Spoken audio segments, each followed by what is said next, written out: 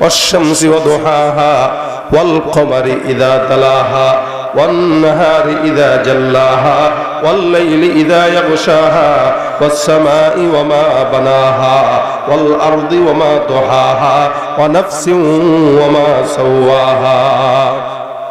কখনো কখনো আল্লাহ পাক বলেন ইযা জুলজিলাতিল আরদু জিলজালাহা ওয়াল ফাজরি ওয়া লায়ালিন আশর। আল্লাহ পাক রব্বুল আলামিন এক একটা আয়াতের এক একটা জিনিসের কসম খেয়ে আল্লাহ পাক রব্বুল আলামিন আয়াত নাযিল করেন। এই জায়গাটায় গোটা দুনিয়ার কসম খান।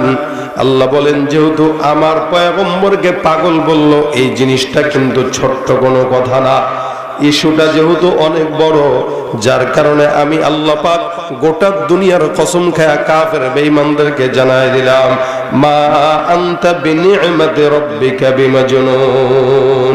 হে পয়গম্বর মুহাম্মদ, আপনাকে যারা পাগল বলে, আমি আসমান আর জমিনের গোটা পৃথিবীর কসম খায়া বললাম, হে নবী আপনি আপনার রবের দয়ায় পাগল না।